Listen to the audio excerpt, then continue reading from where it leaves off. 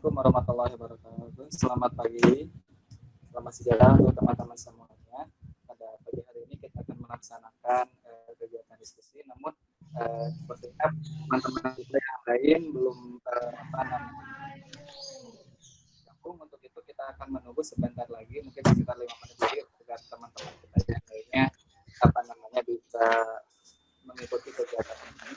Dan untuk teman-teman yang sudah bergabung, untuk bisa mempersiapkan dirinya sendiri seperti alat tulis dan sebagainya. Bismillahirrahmanirrahim. Assalamualaikum warahmatullahi wabarakatuh. Alhamdulillahirabbil alamin. Wa bihi nasta'inu ala mududin wa ala alihi wa sahbihi ajma'in. Amma ba'du. Puji dan syukur adalah kita berikan kepada Allah Subhanahu wa taala, dan karena pada kesempatan kali ini kita semua dapat dipertemukan secara virtual dalam rangkaian webinar AI Siliwangi yang pada hari ini akan membahas topik yaitu pengetahuan dasar sistem dan komputer terdistribusi yang akan disampaikan oleh Bapak Rahmat Gunawan. Beliau merupakan salah satu dosen di Prodi Informatika. Peserta yang saya hormati, untuk mengakhirkan waktu pada kesempatan kali ini, adalah kita buka pertemuan ini dengan membaca basmalah bersama-sama. Bismillahirrahmanirrahim. Untuk selanjutnya, saya serahkan kepada Bapak Rahmat Gunawan untuk dapat langsung memberikan materinya selama sekitar 20 menit. Setelah itu nanti akan ada sesi tanya jawab selama sekitar 15 menit. Begitu kepada Bapak Rahmat Gunawan, saya persilakan.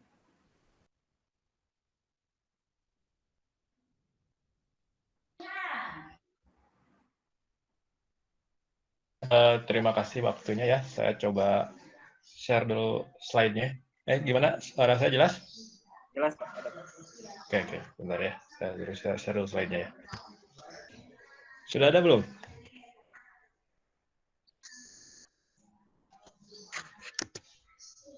Sekarang sudah ada, Pak. Sudah ada ya? Oke. Sudah terlihat. Ya. Kita mulai aja ya. Diskusinya mungkin ya.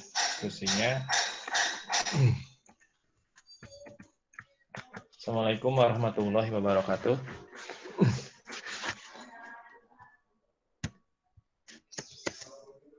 Gimana, suara saya jelas nggak? Oke, kita mulai ya. Oke, kita mulai. Assalamualaikum warahmatullahi wabarakatuh. Terima kasih kepada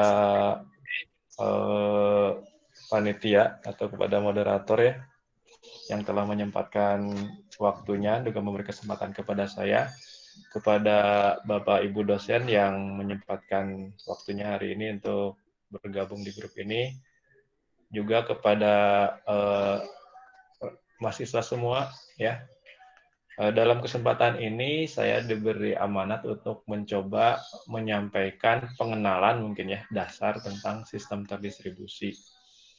Saya diberi waktu sekitar 25 menit ya, tapi ini sudah 21 menit ya, telat, nggak apa-apa ya. Kita coba diskusi mungkin ya, sharing. Materinya atau topiknya hari ini tentang sistem dan komputasi terdistribusi. Oke, saya awali dulu dari definisi sederhana ya, definisi sederhana. Oke, ada sistem dan terdistribusi ya. Kalau sistem mungkin sudah mudah-mudahan pernah belajar sistem informasi dan sistem lainnya ya. Sekumpulan elemen yang saling berhubungan satu dengan lainnya dan membentuk suatu kesatuan untuk menyelesaikan satu tujuan yang spesifik atau menjalankan suatu fungsi. Sedangkan terdistribusi berasal dari kata distribusi, artinya penyebaran, sirkulasi, penyerahan, pembagian menjadi bagian kecil. Jadi kalau diartikan secara dari kata ya, salah kata ini suatu kesatuan dari elemen-elemen yang saling berinteraksi secara sistematis dan teratur dalam suatu jaringan komputer. Nah, jadi ketika digabungkan sistem terdistribusi dalam IT ini pasti jaringan gitu ya, karena menghubungkan beberapa komputer tanpa jaringan agak sulit gitu ya, pasti membentuk satu jaringan komputer untuk mendistribusikan data, informasi, proses, objek, dan layanan dari dan kepada pengguna yang terkait di dalamnya. Ya.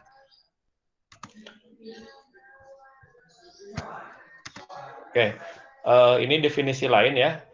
Sistem terdistribusi merupakan suatu sistem yang komponennya berada pada jaringan komputer. Komponen tersebut saling berkomunikasi dan melakukan koordinasi dengan cara mengirim pesan, message passing. Ya, message passing. Definisi lain lagi, sistem terdistribusi merupakan kumpulan komputer otonom. Otonom ini komputer yang mempunyai kewenangan mengelola dirinya sendiri ya. Jadi ada beberapa komputer tapi mempunyai kemampuan mengolah diri sendiri yang dihubungkan oleh jaringan dengan software yang dirancang untuk menghasilkan fasilitas komputasi terintegrasi sehingga tampak oleh user sebagai satu sistem komputer. Jadi yang dimaksud komputer otonom ini kalau dari sisi hardware dia punya dia bisa jalan, bukan jalan sendiri ya. Dia bisa dioperasikan tanpa terhubung ke jaringan. Karena kalau sudah berbicara di jaringan, ada sistem komputer dalam jaringan yang bisa dijalankan kalau dia terhubung. Tetapi ketika dia tidak terhubung, dia tidak bisa dioperasikan gitu kalau hanya standalone. Contohnya kalau pernah mendengar ada konsep namanya diskless. Jadi komputer tanpa hard disk. Dan itu memungkinkan kalau dijaringkannya untuk mengurangi penyediaan resource. Jadi komputer klien hanya menggunakan prosesor dan memori dan yang lainnya tanpa hard disk. Terus sistem operasi ada di mana disimpannya? Disimpannya di server. Jadi boot from network.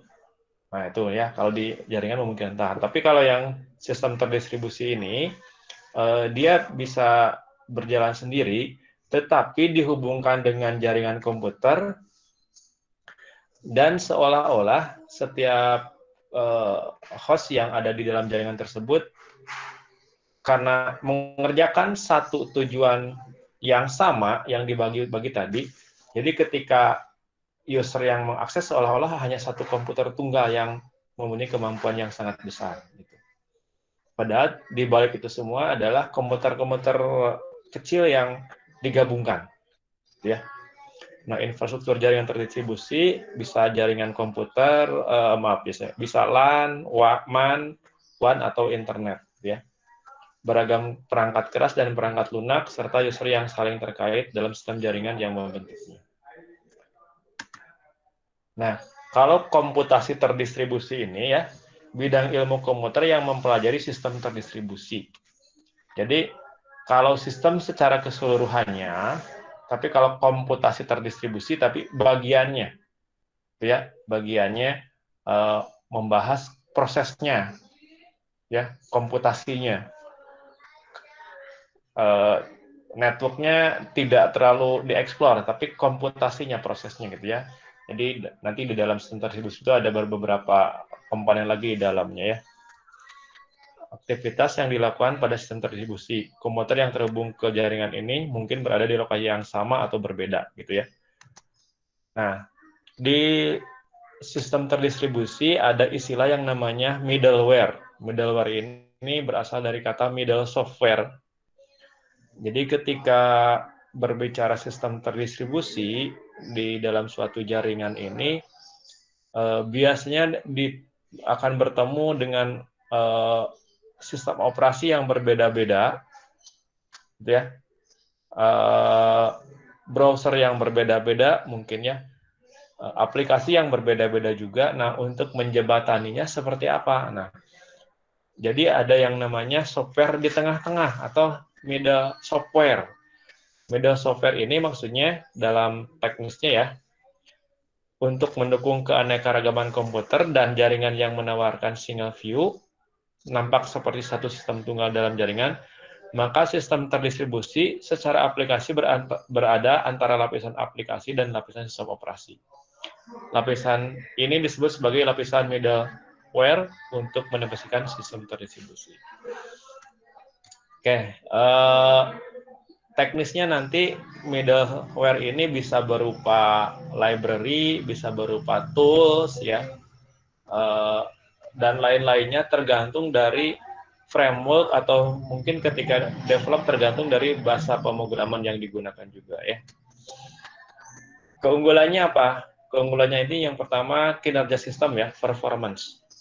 Sekumpulan prosesor dapat menyediakan kinerja yang lebih tinggi jika dibandingkan komputer yang terpusat. Ini ilustrasinya sebelah kiri ada komputer host ya, komputer seperti biasa, workstation. Kemudian yang sebelah kanan ada mainframe. Mainframe ini biasanya komputer server tunggal yang mempunyai kemampuan yang cukup tinggi. Nah, jadi kalau yang sistem terdistribusi ini yang sebelah kiri ya, ini bisa mempunyai, tapi bukan berarti bahwa gambar ini selalu yang sebelah kiri selalu kinerjanya lebih besar, bukan maksud saya. Tapi ini hanya untuk ilustrasi bahwa workstation atau host PC seperti biasa, ketika dihubungkan dalam suatu jaringan komputer dan dirancang suatu sistem yang bisa bekerja mengintegrasikan semua itu bisa seimbang, sebanding, bahkan bisa lebih dengan mainframe. Jadi tergantung spek nantinya dan tergantung seberapa banyak hostnya, gitu ya. Karena ketika berbicara teknis, nah itu lain lagi gitu ya. Ada hal-hal yang harus dipertimbangkan dan dipersiapkan, ya.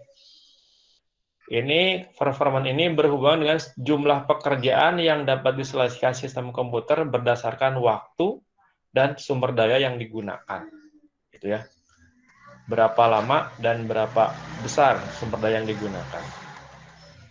Kemudian reliability atau kehandalan, reliable ya. Jika terjadi kerusakan pada salah satu mesin, tidak akan mempengaruhi kinerja sistem secara global, sehingga sistem tetap reliable secara keseluruhan. Nah, ini contoh sebelah kiri ya, ada network dengan 7 host. Mengerjakan satu pekerjaan besar yang dipotong-potong ya, dibagikan kepada 7 host. Gitu. Jadi mengerjakan pekerjaannya satu sama gitu ya. Jadi ada satu, biasanya ada satu apa ya istilahnya, satu pemimpinnya atau satu yang mengelolanya dan dibagikan ke setiap hostnya. Nah, ketika salah satu host tidak bisa berfungsi dari 7 itu tersebut ya, itu pekerjaan masih tetap bisa diselesaikan, tapi hostnya jadi 6 atau berkurang 1, gitu ya. Karena ini masih bisa bekerja, gitu. Karena yang lainnya masih memungkinkan bekerja ya.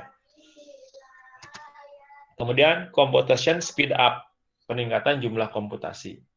Suatu komputasi dapat dibagi menjadi beberapa subkomputasi yang berjalan bersamaan, kemudian subkomputasi didistribusikan ke mesin lainnya dalam sistem, sehingga meningkatkan kecepatan komputasi. Nah, ini contoh ya, sebelah kiri ya, ada 5 job, 5 pekerjaan. Kemudian, ini contoh aja ya, time processing, estimasi aja 2 jam untuk semua pekerjaan.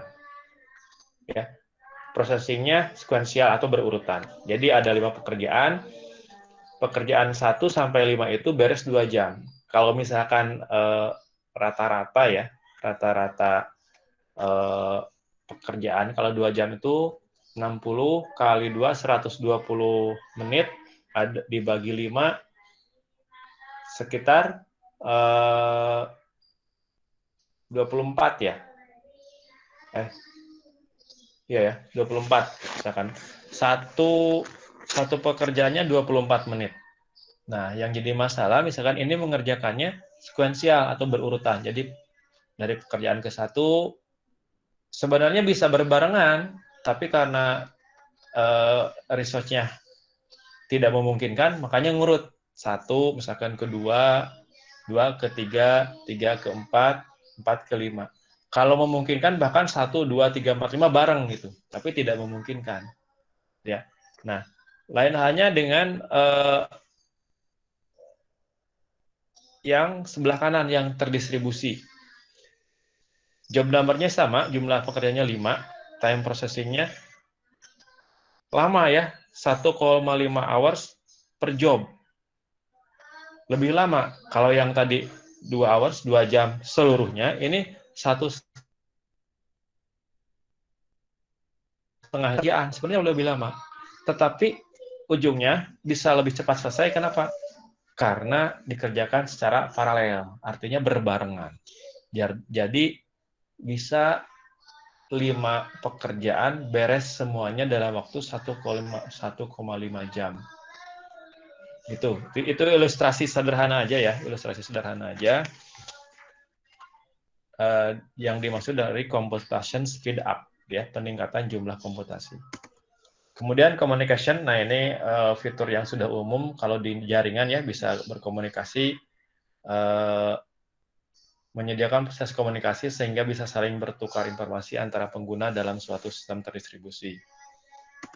Kemudian resource sharing, paling sederhana itu berbagi resource ya, bisa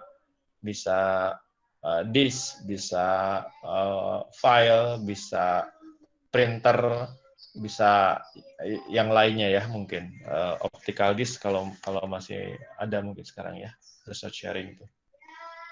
Bisa CPU, bisa memori mungkin bahkan ya.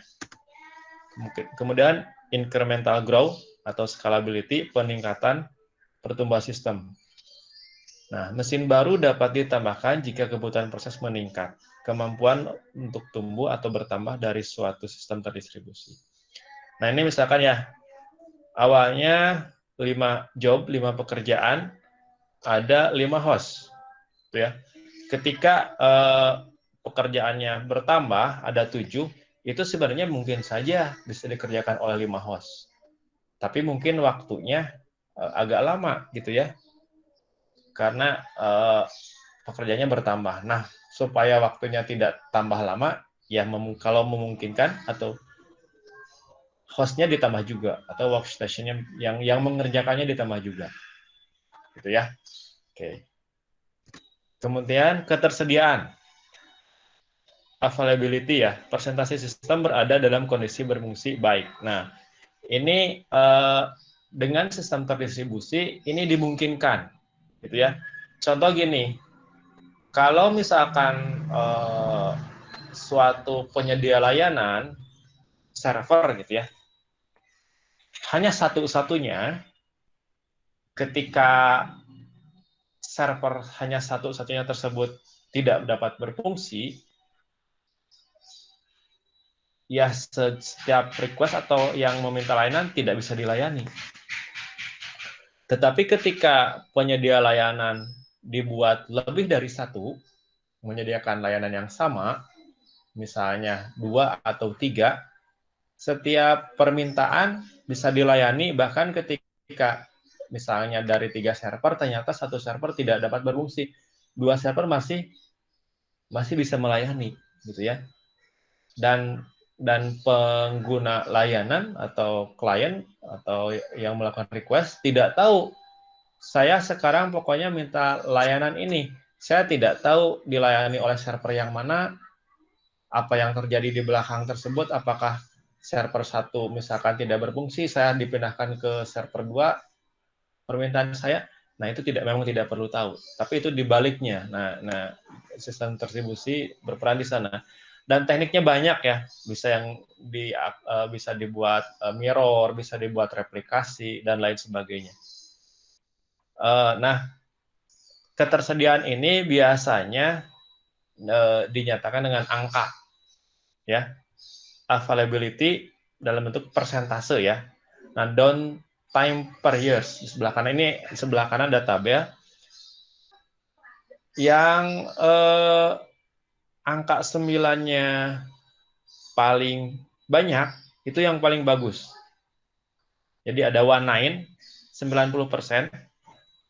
Jadi kalau sistem dikatakan availability-nya 90%, ini kisaran perhitungan aja. Dia tidak bisa dia tidak jalan sekitar 36 hari dalam setahun. Sebulan lah nggak jalan. Nah, sebulan ini bukan berarti 30 hari full berturut-turut nggak jalan. Ini bisa misalkan gini, contoh ya. Hari ini sistem off 1 jam, misalkan. Ada gangguan, tidak jalan. Down ya, 1 jam. Besok 3 jam, misalkan. Besok nggak ada, besok lagi 5 jam. Nah, dalam 1 tahun dijumlahkan itu ada total sekitar 36 hari. Itu gitu ya maksudnya. Bukan berturut-turut gitu ya. Yang lain juga sama, 95%. Nah, 99% sekitar 3 hari. 99,9% 39 sekitar 8 jam per tahun ya ini. 8,7 jam atau hampir 9 jam per tahun. Nah, ini per tahun lumayan bagus ya. Bahkan ada yang 69 99,9999 hanya 31 detik downtime per tahun. Setengah menit ya per tahun. Nah, ini bagus sekali karena kalau dikatakan 100% full ya mungkin bisa ya, tapi kadang itu tidak mudah gitu ya. Artinya tidak pernah mati apapun alasannya gitu ya. Karena ya mungkin saja namanya buatan manusia, kalau hanya 1 second mungkin pernah gitu ya, tapi kalau 1 second ya mungkin tidak terasa kalau hanya 1 second gitu ya. Bahkan hanya 31 second, 31 detik ya. Tapi bagi sistem yang besar, apalagi terutama e-commerce, ini sangat bermasalah ya. Tapi kalau sistemnya bukan e-commerce ya, yang tidak, kadang sibuk, kadang tidak, mungkin kalau 31 detik masih bisa toleransi. Dan hubungannya tidak dengan uang misalkan gitu ya. NGO misalkan atau akademik, di waktu-waktu tertentu kalau misalkan 31 detik mungkin masih bisa ditoleransi gitu ya. Nah, biasanya dinyatakan dengan persentase seperti ini, ketersediaan sistem. Kemudian, toleransi kesalahan, kemampuan sistem untuk tetap berfungsi baik meski terjadi foul atau kegagalan dalam sistem. Nah, ini juga cara penanganannya tidak sedikit, banyak ya. Dari yang mulai paling sederhana sampai yang paling kompleks juga ya. Termasuk mengembangkan arsitektur sistem ya. Dulu ada istilahnya monolitik gitu ya, kemudian ada berbasis SOA, ada sekarang microservices ya, dan lain sebagainya. Termasuk di middleware tadi juga ya, ada di Java ada RMI, kemudian di C ada RPC dan lain sebagainya banyak. Kemudian ya, next-nya, nah contoh sistem terdistribusi adalah infrastruktur internet. Ya. Internet merupakan suatu bentuk jaringan global yang menghubungkan komputer satu dengan lainnya yang dapat berkomunikasi melalui IP sebagai protokol. Internet itu internetworking. Jadi jaringan antar jaringan, gitu ya. Karena pada awalnya internet itu ketika dikembangkan awal itu hanya jaringan di kampus, hanya jaringan di depan Departemen Pertahanan Amerika Serikat. Kemudian jadi jaringan-jaringan kecil yang selanjutnya digabung-gabungkan, akhirnya seluruh dunia terhubung, ya. Intranet juga bisa memungkinkan ya untuk mendistribusikan sistem. Kemudian sistem terdistribusi multimedia biasanya digunakan pada infrastruktur internet. Nah, ini karakteristiknya ya. Sumber data yang heterogen dan memerlukan sinkronisasi secara real time. Ya. Heterogen di sini karena multimedia bisa audio, bisa video, bisa teks, gitu ya, bisa animasi dan lain sebagainya. Real time, nah real time ini waktu nyata ya. Jadi ada kisaran angka berapa milisecond dikatakan real time, dikatakan cepat. Nah itu ada acuannya, gitu ya. Jadi saya ingin real time 5 detik. Nah 5 detik mungkin bukan real time gitu ya. Atau masuk real time, atau kalau real time itu harus 0,1 second misalkan. Nah itu ada acuannya gitu ya. Nah ini contohnya ya, teleteaching, pembelajaran dari jarak jauh ya. Nah, ini sistem multimedia, kemudian video conference, sama ya. Kemudian, nah ini sistem multimedia, video and audio on demand. Ini contoh ada di belakang kursi pesawat terbang ya, untuk apa mungkin fasilitas kepada penumpang ya. Asal jangan di belakang kursi kuliah di ruangan kelas ya, nah itu bahaya nanti ya. Sistem terdistribusi mobile ya, mobile and sistem komunikasi, sistem telepon seluler, ubiquitous computing, komputer yang ada di mana-mana, handle device, PDA sudah nggak ada ya sekarang, PDA sudah sama smartphone ya. Nah karakteristiknya no global clock di antaranya ya. Mengingatkan Ya. lagi Bapak. Ya siap. No global clock ini terdapat batasan pada ketepatan proses sinkronisasi clock pada sistem distribusi ya. Jadi karena berbeda tempat mungkin tidak sederhana untuk menyeragamkan waktu setiap sistem. Itu mungkin ada perbedaan meskipun hanya millisecond. Tapi kalau sudah berbicara di finansial itu bisa bermasalah gitu ya. Jadi kalau misalkan ada beberapa bank yang terdistribusi di beberapa negara yang beda zona waktu, kalau pergantian tahun misalkan jam 31 Desember pukul 00 dimatikan 10 detik, nah itu bisa jadi bermasalah karena di zona waktu ini di zona ini udah mulai, di sini sudah sejam yang lalu. Nah, itu harus difiksasikan gitu karena kadang ketika sistem jaringan yang berhubungan dengan finansial misalkan dimatikan, itu memungkinkan mati dari sistem security-nya juga. Nah, meskipun hanya beberapa milisecond itu berbahaya sekali gitu. Jadi ini harus ditangani dengan sangat baik gitu ya, dengan tepat. Independent failure, kemungkinan adanya kegagalan proses tunggal yang tidak diketahui gitu ya. Karena melibatkan lebih dari satu host workstation. Nah, ini harus ditangani ketika ada suatu proses yang dikerjakan oleh salah satu host dan tidak ada laporan hasilnya gitu ya. Failure-nya banyak gitu ya, bisa karena sistemnya, bisa karena network, bisa karena korup data dan sebagainya. Ini harus ditangani gitu ya. Seperti apa penanganannya? Model sistemnya bisa client server.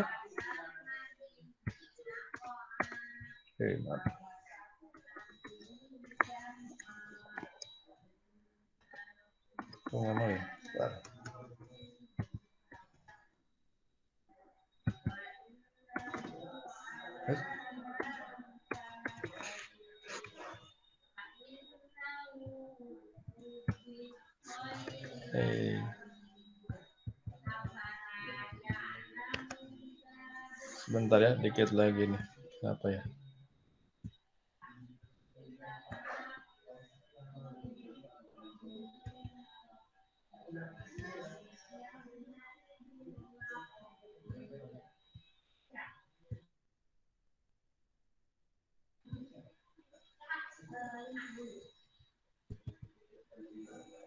Kalau suara saya masih jelas? Masih Pak, masih. Bentar ya, kenapa ketutup sendiri? Hanya berapa slide lagi nih? Oke.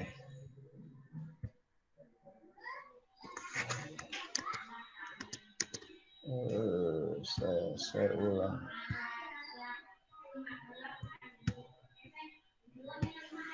Oke ya, modelnya bisa client server, bisa point to point, bisa cluster, ya. Nah, masalahnya ya, masalah pada sistem terdistribusi itu, pertama bagaimana merancang dan mengatur software dalam sistem terdistribusi. Ya, tantangannya di situ. Sistemnya sebesar apa didefinisikan dulu. Kira-kira apa yang akan dihasilkan, akan diperlukan. Nah, merancangnya atau mempersiapannya komponen apa saja yang perlu disediakan. Infrastruktur jaringan apa yang harus disediakan, bandwidth sebesar apa yang dibutuhkan, ya harus didefinisikan. Sistem terdistribusi dibatasi oleh jumlah node dan jarak antar node, ya. Semakin banyak jumlah node independen, semakin besar kemungkinan terjadi kegagalan. Semakin banyak jumlah node independen, semakin banyak kebutuhan komunikasi antar node. Semakin jauh jarak antar node, contoh faktor geografis ya, itu akan semakin lama komunikasi antar node. Kemudian akses data yang di-share, kemudian jaminan layanan ya, SLA. Kemudian, nah komponen yang beraneka ragam, ya, keterbukaan, ya. Ini contohnya ada middleware ya, tadi ya, Corba, ada misalnya kalau mau menggunakan universal Java, middleware bisa menggunakan RPC yang lainnya ya, security, scalability. Nah ini penanganan kegagalan tadi ya, bisa replikasi, bisa load balancing, bisa backup, transparansi, konkuren komponen. Oke, itu mungkin yang saya sampaikan secara garis besarnya saja ya, garis besarnya saja. Saya kembalikan lagi kepada moderator, silakan.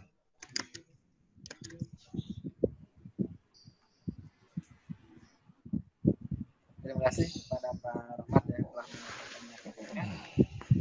Baik, untuk sekarang kita masuk ke dalam sesi tanya jawab. Bagi teman-teman yang ingin bertanya, silakan untuk bisa mengaktifkan mic dan video. Kita orang bertanya terlebih dahulu ya. Oke, silakan.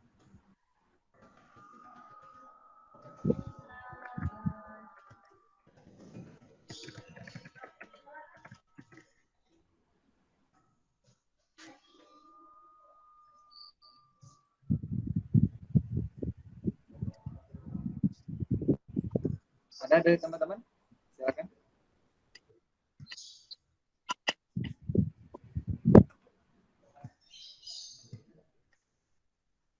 Ini yang Pak Husni ini atau mahasiswa? Mohon maaf. Baik, sambil menunggu yang lain ya. Saya cukup menarik sebetulnya ya apa yang dipaparkan oleh Pak Rahmat. Ada pertanyaan Pak Rahmat. Ini bukan menguji dan apapun ya Pak Rahmat ya. Memang saya penasaran saja. Menarik lah terkait dengan sistem terdistribusi ini, apalagi kan sekarang memang zamannya memang sistem terdistribusi ya. Ini terkait konsep multi threading, multitasking. Nah itu kalau di sistem terdistribusi itu seperti apa? Kemudian tadi kalau misalnya ada, tadi kan kalau kita mengerjakan suatu pekerjaan, kemudian dibagi misalnya menjadi 7 host ya, 7 dibagi menjadi 7 pekerjaan, dibagikan ke mungkin klien ya sifatnya atau apalah yang terdistribusi. Kalau mati satu, nah itu yang tugasnya dia itu kemana gitu? Dia didistribusikan kemana? Atau didistribusikan misalnya menjadi 6, dibagi 6 lagi atau bagaimana? Itu barangkali Pak Rahmat, terima kasih. Assalamualaikum warahmatullahi wabarakatuh. Oke, Waalaikumsalam warahmatullahi wabarakatuh. Oke, terima kasih banyak Pak Husni ya. Saya akan coba langsung jawab aja mungkin Asep ya. Ya langsung saja Pak. Jadi yang saya pernah coba Pak Husni untuk multi threading, multitasking gitu ya. Yang pertama kalau di perkuliahan ya, saya coba dalam single komputer dulu membuat program untuk memaksa dijalankan oleh setiap thread yang ada di prosesor, gitu ya. Karena kalau misalkan jobnya atau pekerjaannya tidak terlalu rumit, tidak terlalu berat, gitu ya, itu memang tidak difungsikan setiap thread itu. Misalnya gini, membuat program hanya untuk menulis hello world, satu baris 2 kata ya hello world, itu memang tidak perlu gitu ya, karena satu thread pun cukup gitu ya. Nah, tapi kalau dipaksa misalkan setiap thread untuk menampilkan hello world gitu ya, tampilnya dari setiap thread itu bisa. Itu ya dicobanya. Jadi inputnya stringnya apa, misalkan hello world, outputnya hello world. Nah, tapi kalau dipaksa dari setiap thread untuk mengerjakan itu, maka outputnya akan contoh kalau prosesor saya ada 4 thread, hello world-nya jadi ada 4. Hello world dari thread 1, hello world dari thread 2, hello world dari thread 3, hello world dari thread 4, itu bisa. Itu contoh multi-threading atau multitasking baru menggunakan satu PC atau satu host ya, lokal. Dan ini ketika saya dicoba di kelas, dijalankan dicoba oleh mahasiswa, hasilnya memang beda-beda tergantung dari berapa banyak thread yang ada di laptop masing-masing gitu ya. Ada yang 4, ada yang 8 bahkan gitu. Itu mungkin seperti itu ya. Kalau untuk selanjutnya untuk mengoptimalkannya itu sebenarnya di dalam sistem terdistribusi itu ada yang namanya pemrograman paralel ya. Nah, sebenarnya kalau sudah menggunakan parallel programming ya atau pemrograman paralel itu bisa menggunakan konsep atau teknologi yang namanya CUDA, CUDA nulisnya ya, bukan. Jadi mengoptimalkan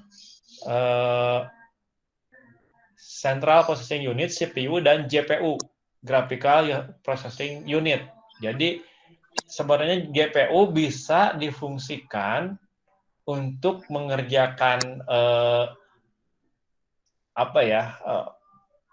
job-job lain selain standar yang diperintahkan prosesor untuk menangani grafis gitu maksudnya. Karena GPU itu sebenarnya untuk menangani grafis khusus menangani grafis. Tetapi dengan menggunakan konsep CUDA ya, itu bisa kita arahkan, bisa atur misalkan bagian ini yang dikerjakan oleh CPU, bagian ini yang dikerjakan oleh GPU. Itu bisa. Seperti itu ya. Jadi hasilnya bisa lebih cepat meskipun menggunakan laptop yang sama.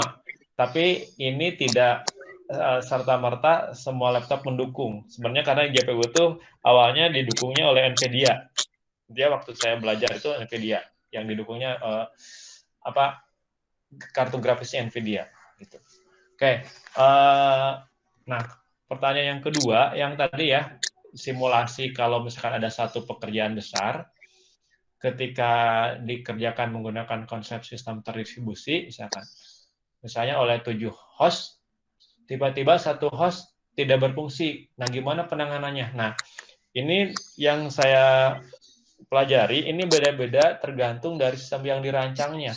Yang pertama gini, kalau misalkan satu pekerjaan dibagi ke 7 host, maka biasanya ada satu host yang menjadi pemimpinnya lah atau masternya, dia juga mengerjakan gitu ya.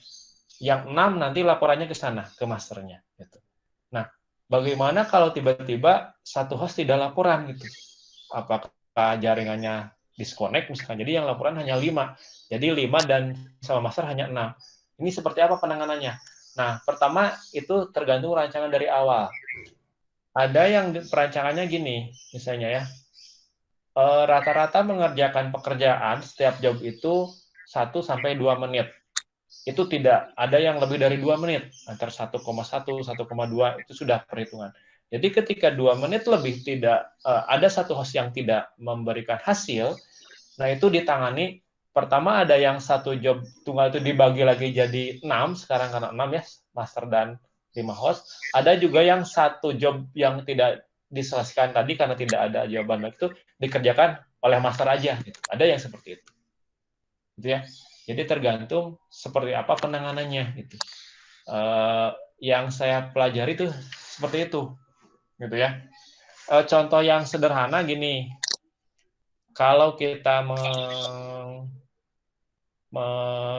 apa yang lumayan besar kerjaan tuh merender video. Kalau merender video hanya 10-20 menit mungkin atau filenya 10-20 mega itu ya satu laptop nggak masalah. Tapi kalau merendernya misalkan 50 giga, lumayan berat kayaknya gitu ya. Nah, 50 giga misalkan, atau 70 giga dibagi 7 host, masing-masing 10 giga. Jadi 70 giga itu misalkan satu folder beberapa file, nah disatukan, dipotong-potong gitu ya, dikirim.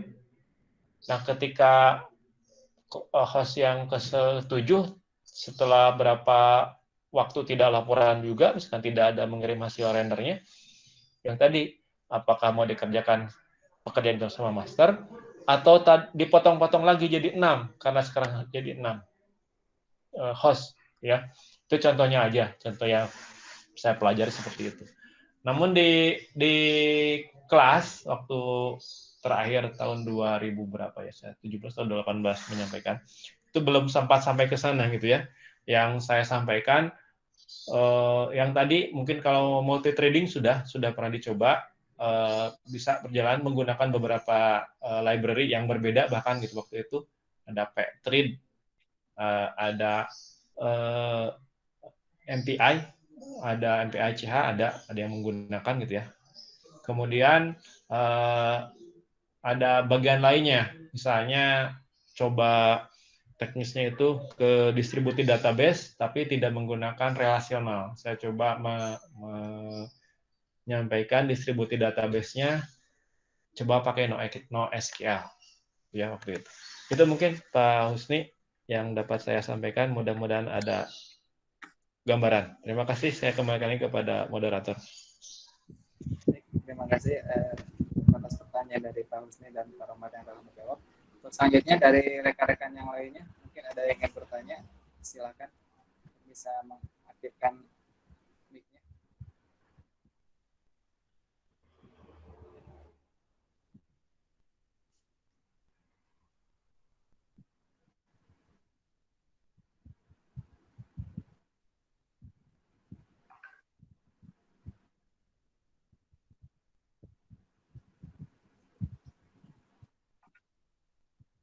Belum ada. Oke, baik. Ini yang satu yang masuk ke saya. Begini Pak, karena kan sekarang kita sedang berbicara mengenai artificial intelligence gitu kan. Nah, lalu apa namanya kaitan antara artificial intelligence dengan sistem terdistribusi ini seperti apa begitu Pak? Misal dengan contoh saja gitu kan, misal dengan sistem yang menggunakan kedua teknologi ini itu seperti apa? Seperti itu Pak, ada yang bertanya seperti itu.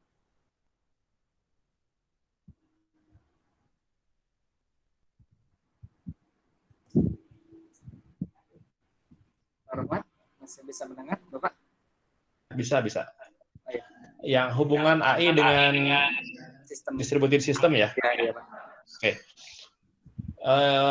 Yang saya pelajari gini, kalau sebelumnya pembagian job, kalau berbicara di sistem terdistribusi, job itu bukan job pekerjaan profesi orang, bukan ya, tetapi apa ya,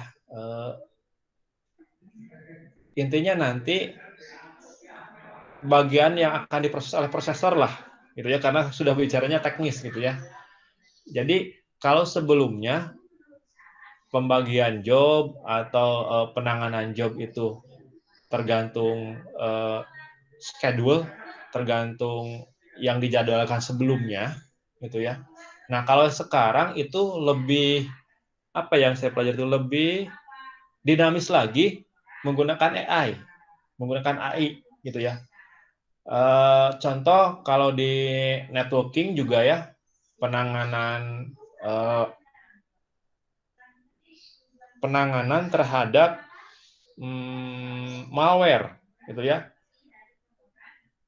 Karena di sistem terdistribusi pasti menggunakan infrastruktur jaringan.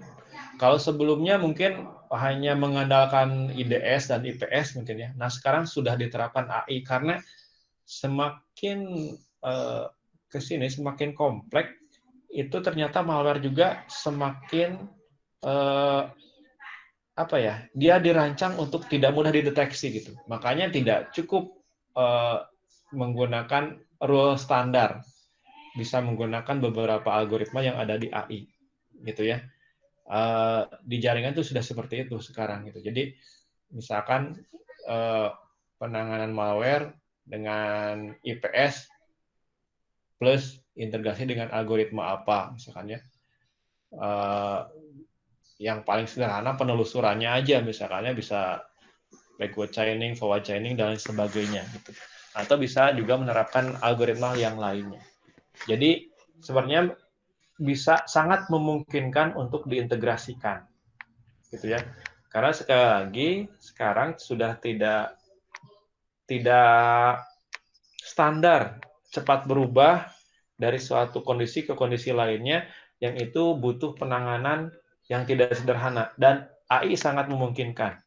AI di sana sangat memungkinkan, gitu ya, untuk diimplementasikan. Itu mungkin dari saya. Baik, terima kasih Pak. Terakhir satu pertanyaan lagi dari teman-teman, boleh kalau masih ada yang ingin ditanyakan.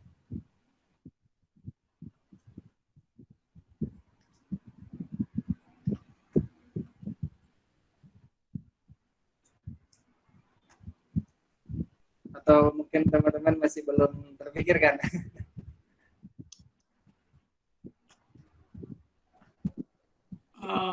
Saya boleh ya nanya lagi. Ya, ini masih belum puas. Boleh Pak, satu kali lagi boleh, silakan Pak kalau. Ini menarik juga ya. Bagaimana misalnya Pak Rahmat mungkin nggak gitu ya? Yang justru yang didistribusikannya itu si AI-nya, misalnya kita memiliki node-node yang berbeda gitu kan ya, dan mungkin tersebar. Jadi si AI-nya itu nanti akan menangani tadi misalnya salah satu contoh malware gitu ya, sesuai dengan daerahnya masing-masing. Jadi istilahnya aplikasi AI-nya itu bisa diadaptif lah, sesuai dengan region gitu. Nah itu kira-kira bisa nggak diaplikasikan seperti itu? Atau memang sudah ada? Terima kasih. Menarik ya Pak Husni. Kalau yang saya pelajari sampai sekarang, saya belum pernah nyoba seperti itu. Tapi sepertinya kalau diperhatikan dalam menggunakan sistem ya, menggunakan internet, itu sudah berjalan. Artinya, contoh gini, bagi pengguna internet di misalkan Indonesia dan di negara lain, URL yang diakses dominannya apa, di negara lain apa, karena ketika jenis URL yang diakses domainnya apa, itu termasuk juga nanti ke bawah juga biasanya virus yang dominannya apa, jenis malware yang dominannya di negara ini apa, karena masuk lewat URL yang diakses. Nah, dan penanganannya juga beda-beda, saya yakin gitu ya, dan itu sudah dipersiapkan biasanya ya, Pak Husni, biasanya oleh beberapa penyediaan sistem yang skala enterprise gitu ya.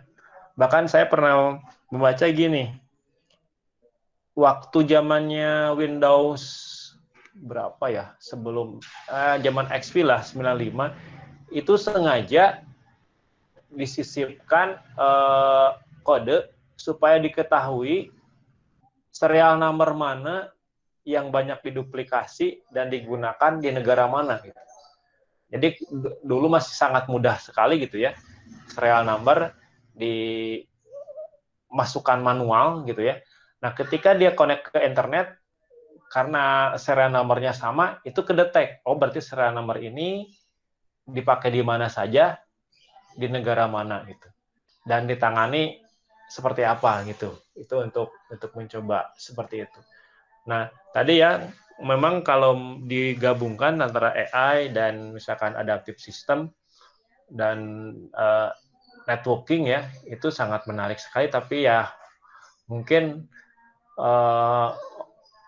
perlu effort yang tidak sederhana ya, dan harus diintegrasikan beberapa keilmuan, dan harus dicoba sampel case-nya yang tepat seperti apa mungkin.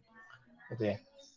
Ya mudah-mudahan next-nya ya bisa dicoba juga sih di Unsil ya, di grup research ini mudah-mudahan mungkin bisa dicoba gitu ya. Kalau dari saya mungkin lebih ke nyoba middleware-nya yang saya coba itu. Middleware seperti RMI, RPC yang saya udah coba itu. Dan seperti yang tadi mungkin trading, saya sudah coba beberapa. Cuman kalau teknis ke AI yang didistribusikan belum saya coba sih. Oke, itu saja mungkin Pak Husni. Terima kasih. Baik Pak, terima kasih. Satu lagi lah penasaran saya. Ya, mangga. Nah, pernah nyoba yang di low komputasi nggak Pak itunya distribusinya? Jadi misalnya kan sebetulnya yang sistem terdistribusi ini juga bisa diterapkan di komputasi rendah ya, semacam Ya. mungkin Raspberry lah gitu kan. Nah sehingga saya kira kita memang Unsur tidak memiliki resource yang besar ya untuk sistem ini. Nah barangkali bisa memanfaatkan yang komputasi rendah gitu Pak. Nah, kalau misalnya cuma Raspberry kan mampu kita lah mungkin bisa belilah untuk Raspberry-nya gitu. Nah, sehingga mahasiswa bisa atau bahkan mungkin dosen juga ya bisa mempelajarinya seperti itu Pak. Terima kasih. Kalau saya pribadi belum sih Pak mengintegrasikan beberapa Raspberry ya, belum untuk satu tujuan khusus misalkan, belum coba, hanya nyoba Raspberry untuk ya satu pekerjaan dikerjakan oleh satu Raspberry gitu. Kalau networking menggunakan Raspberry sih belum, ya. Jadi belum bisa saya mengukurnya gitu Pak. Kalau middleware-nya ada nggak Pak? Atau sama saja middleware-nya itu yang digunakan? Kalau middleware sama aja, yang saya ketahui sama aja, karena itu hubungannya dengan lingkungan bahasa pemrograman, Pak. Jadi kalau misalkan di Java kalau di Raspberry agak berat, mungkin bisa menggunakan Python biasanya. Nah, bisa menggunakan middleware di Python juga, atau bisa menggunakan C ya, yang lumayan C itu ada ke bahasa tingkat rendahnya gitu ya, campur sama mirip-mirip assembler, cuman agak kurang manusiawi nantinya gitu ya programmingnya sih. Itu aja mungkin Pak Husni ya. Ya, terima kasih Pak. Ya. Oke, baik. Terima kasih kepada Pak Husni dan Pak Rahmat ya.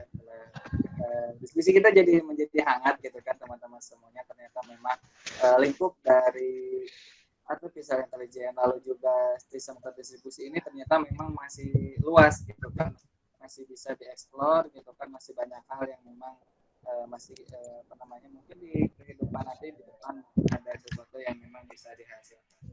Baik, kepada rekan-rekan semuanya, alhamdulillah dari awal sampai dengan akhir pertemuan webinar mengenai pengantar sistem terdistribusi ini sudah selesai.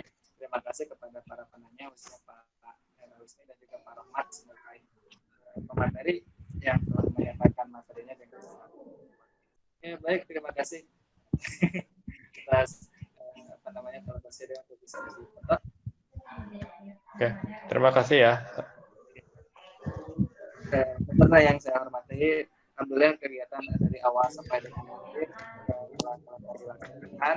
Jadi kalau untuk pertemuan kita pada hari ini akan diupload nanti di YouTube-nya AI Siliwangi. Jadi nanti silakan untuk dicek ya di channel YouTube-nya AI Siliwangi di Facebook. Itu sudah ada video-video pertemuan dari pertama, lalu ada juga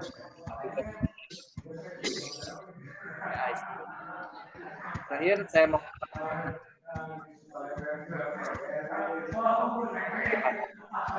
ini saya sebagai banyak kesempatan. Terima kasih atas perhatiannya. Sampai jumpa dan jaga kesehatan. Warahmatullahi wabarakatuh. Waalaikumsalam warahmatullahi wabarakatuh.